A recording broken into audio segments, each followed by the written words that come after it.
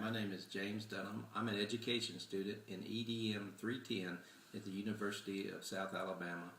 And this is my son, Cameron Dunham. He's in the second grade.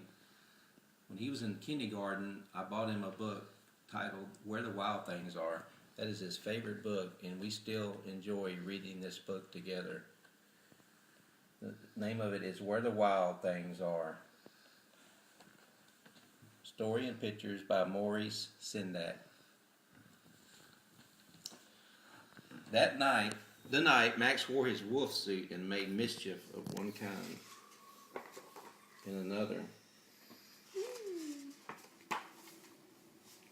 His mother called him Wild Thing, and Max said, "I'll eat you up." So he was sent to bed without eating anything. That very night, in Max's room, a forest grew and grew and grew until its ceiling hung with vines, and the walls became the world all around. Whoa.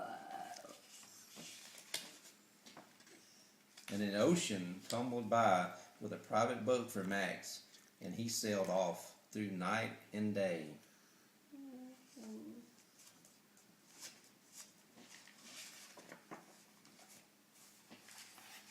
And in an ocean tumbled by with a private boat for Max, and he sailed off through night and day.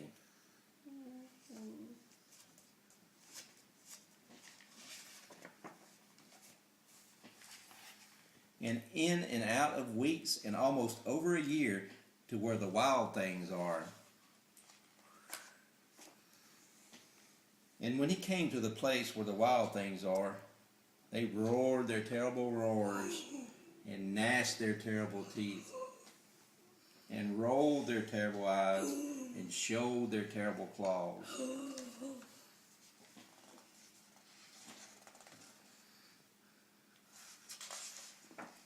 Till Max said, "Be still," and tamed them with a magic trick of staring into all their yellow eyes without blinking once.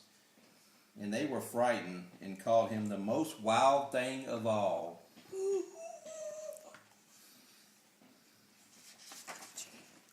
It made him king of all wild things. "And now," cried Max, "let the wild rumpus start."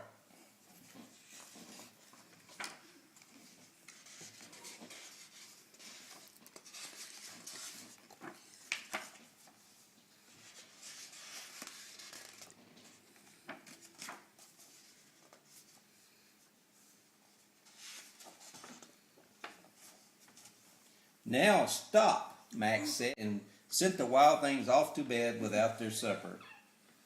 And Max, the king of all wild things, was lonely and wanted to be somewhere where someone loved him best of all. Then all around, from far away across the world, he smelled good things to eat. So he gave up being king of where the wild things are.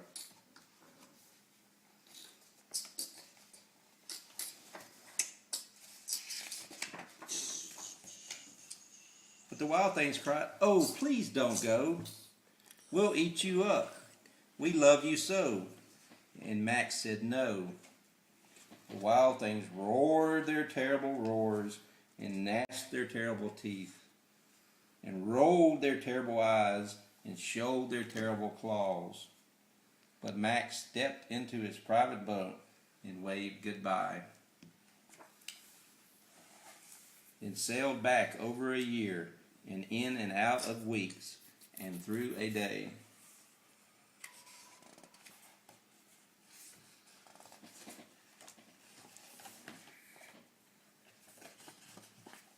And into the night of his very own room, where he found his supper waiting for him.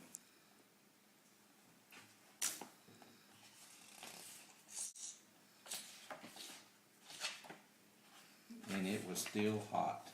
I hope you like the story from The Wild Things, the end.